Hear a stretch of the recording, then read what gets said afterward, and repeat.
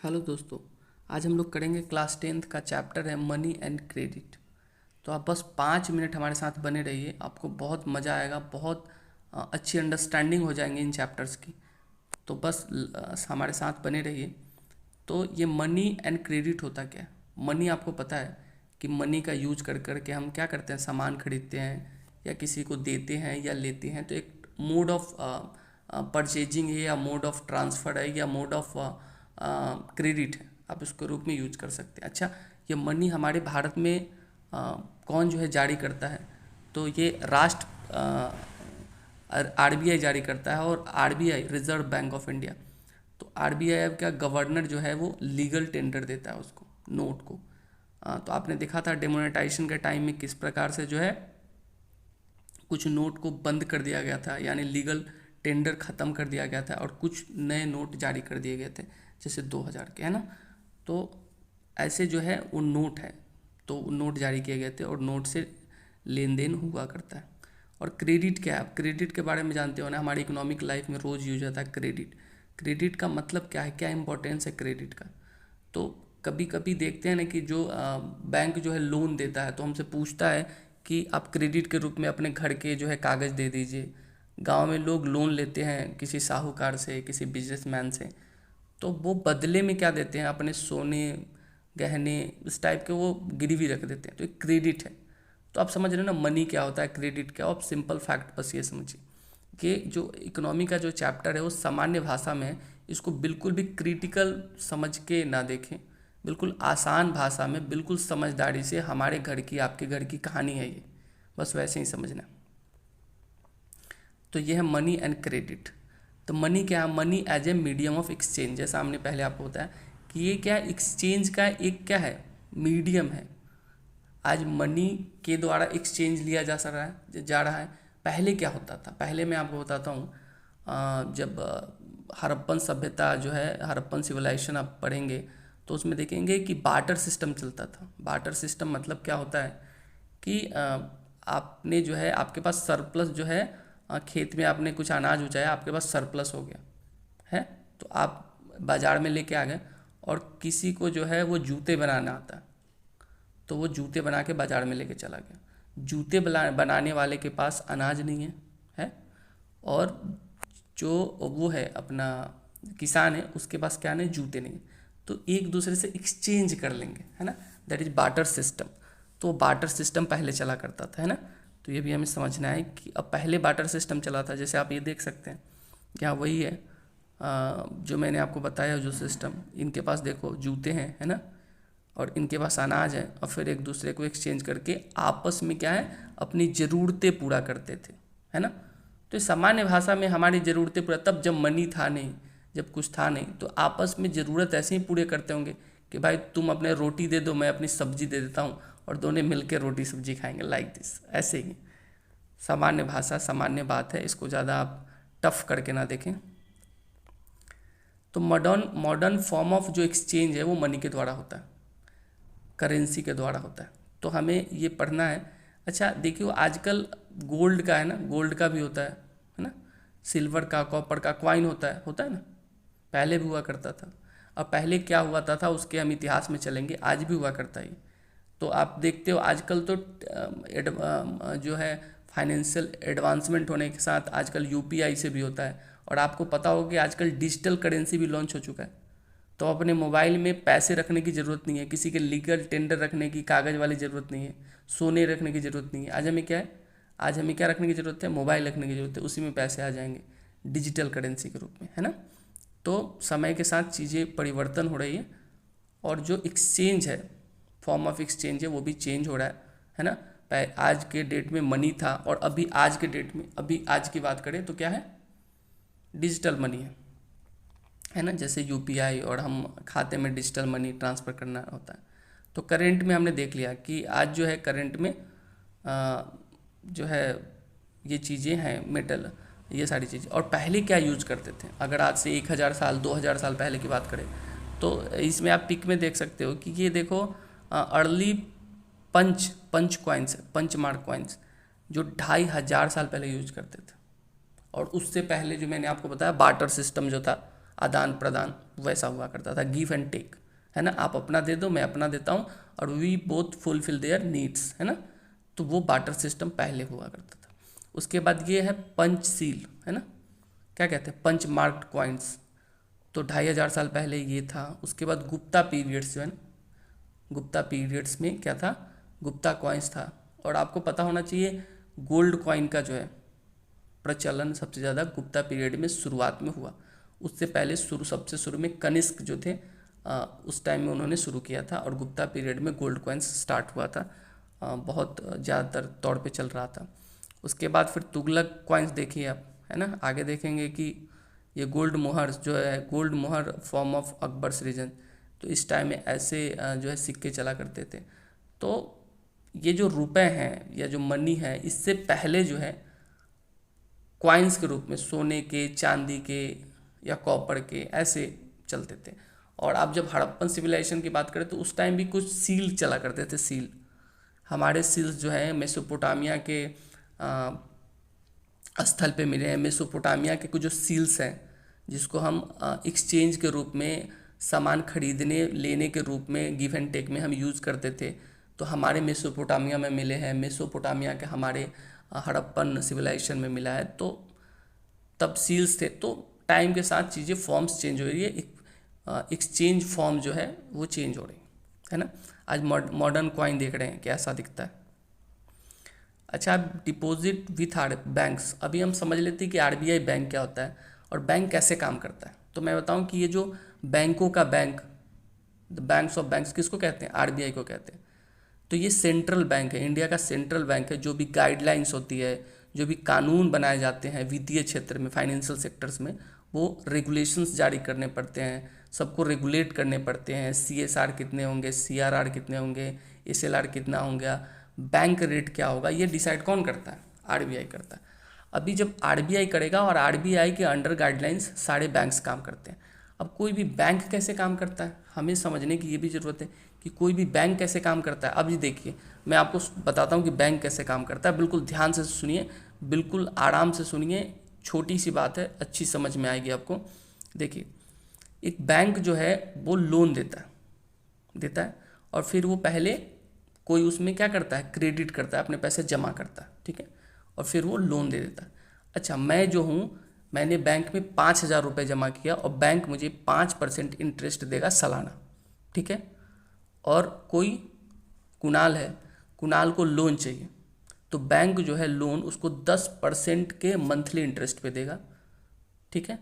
मुझसे जो बैंक ने पैसे लिए वो 5% मंथली इंटरेस्ट पे क्या है, बैंक ने डिपॉजिट करवाए हमसे, और कुणाल को क्या है 10% के इंटरेस्ट रेट पे उसको लोन दे दिया। अभी आप देखेंगे हमसे लिया 5 पे और हमारे ही पैसे बैंक ने कुणाल को 10% पे दे दिए, यानी 5% के डिफरेंसेज आ गए, है ना। जब आप देखेंगे कि जब 5% के डिफरेंसेज आए वो बैंक का प्रॉफिट है। अब उस 5% में ही बैंक क्या करेगी, खुद को रन करती है, अपनी ऑफिशियल्स जो है उनको पैसे देती है, जो भी है, तो बैंक का प्रॉफिट वही है। समझ रहे हो ना, बैंक कैसे काम करता है। बैंक ने हमसे डिपॉजिट लिए और किसी और को दिया, हमसे जब पैसे लिए तो कम रेट पे हमें इंटरेस्ट दिया, और जब दूसरे को उसने लोन दिया तो ज़्यादा इंटरेस्ट पे दिया, और जो प्रॉफिट हुआ वही बैंक का प्रॉफिट है, और बैंक उसी प्रॉफिट पे काम करता है। समझ में आ रहा है आपको, बहुत ही आसान भाषा में। अच्छा, बैंक भी बहुत सारी चीज़ें, बैंक चेक यूज करता है ना। बैंक आपको एक कागज़ दे देता है, चेक दे देता है, वो आपको देता है कि आप किसी के नाम से पे ही कर सकते हो, है ना। अब बैंक पे चेक कैसे भरते हैं, इस पे लिखा है, जैसे बैंक में हमने पैसा जमा किया और हमें बैंक ने चेक दे दिया कि ये चेक लीजिए। हमने 10 लाख रुपए अपने बैंक में जमा किए और मैं अपने चेक बैंक ने हमें दिए, और हमने चेक पे 1 लाख रुपया लिखा और हमने क्या दे दिया, कुणाल को दे दिया, ठीक है। अब कुणाल उस चेक को लेके कहाँ, बैंक में जमा करेगा, और बैंक जो है वो कुणाल को वो पैसे दे देगी। तो ये भी क्या है, ये क्या है, एक लीगल है ना, लीगल है, और ये लीगल है, ये बैंक यूज करता है। और कैसे भरते हैं देखिए, पे के ऊपर में नाम लिखा होता है और नीचे रुपीज़ में वर्ड्स में लिखने होते हैं, कितने रुपीज़, 1 लाख वनली लिखना होता है। फिर आगे लिखा रेट में अंक में 1 लाख लिख दिया होना था। अच्छा, नीचे आप देखेंगे चेक नंबर लेफ्ट साइड में लिखा है ना, तो वो भी आपको समझ में रखना। समझना पड़ेगा आपको सारी चीज़ें कि चेक भरते कैसे हैं, चेक होता क्या क्या है ना। आगे चलते हैं हम लोग कि लोन एक्टिविटीज़ कैसे होता है। मैंने आपको बता दिया कि लोन कैसे देता है बैंक, मैंने आपको बैंक के बारे में लोन कैसे देता है क्या देता है मैंने सारी चीज़ें आपको बता दी, टू डिफरेंसेस क्रेडिट सिचुएशंस। अच्छा अब चलिए आगे जो है कुछ केस स्टडी दिया हुआ उसको हम लोग अच्छे से समझते हैं, है ना।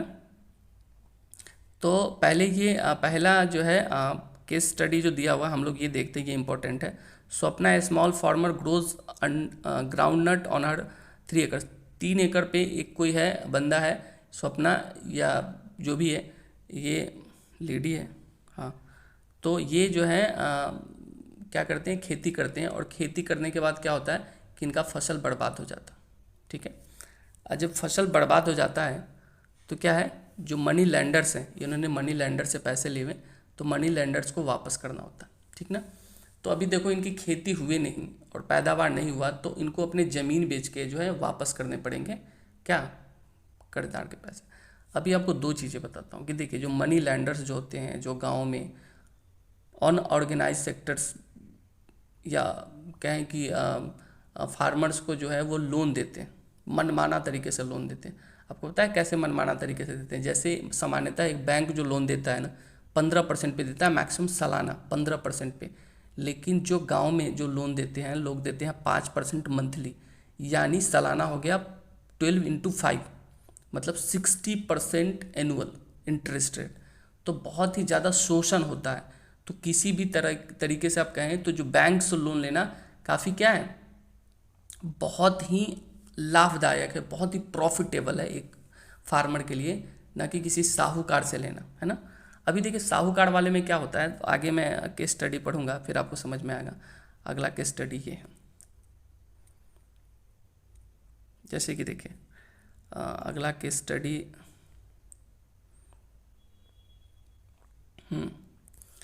एक और केस स्टडी इसमें दिया हुआ है। उस केस स्टडी में ऐसा है कि बताया जा रहा है कि जो है एक आदमी जो है बैंक से लोन लेता है ना। तो बैंक से लोन लेता है और फिर खेती करता है, खेती के टाइम में अपना लोन लेता है, और लोन जो है वो 3 साल के अंदर में बैंक को देना है, पूरे नहीं, पार्ट ऑफ लोन देंगे। तो फिर उस आदमी के पास पैसे रहते हैं, तो जब आदमी लोन कब लेता है, खेती मजदूर जो है या एक फार्मर लोन कब लेता है, लोन लेता है जब उसको खेती करना होता है, जब उसको बीज खरीदना होता है, जब उसको खाद देना होता है। और लोन लेने के बाद जब खेती करता है और जब उसका जो आता है उपज आता है, तो वो उपज को बेच के और उसको पूरा कर देता है। अब देखो इसमें 2 तरीके के बातें हैं कि अगर वो लोन लेगा बैंक से तो बैंक को जो है वो 3 साल के अंदर पार्ट पेमेंट करेगा और वो आसानी से जो है बैंक को लोन चुकता कर देगा, है ना। लेकिन अगर वो साहूकार से लेता है तो साहूकार के एक तो देख रहे हैं कि आप कितना ज़्यादा क्या है इंटरेस्ट रेट है, और दूसरा अगर पैदावार ख़राब हो गया उस साल तो फिर उसको ज़मीन बेच के देना पड़ेगा। अगर उस साल पैदावार भी ठीक हुआ तो होता क्या है कि जो लैंड होल्डर्स हैं या जो छोटे किसानों को जो लोन दे रहे हैं, तो वो लोग क्या है कि वो 2 शर्तें रखते हैं। पहली शर्त रखते हैं कि वो उपज जैसे हो जाएगा तो वो उपज के पैसे उनको वापस कर दें, और उसके बदले में वो उनकी अनाज ही ले लेते हैं।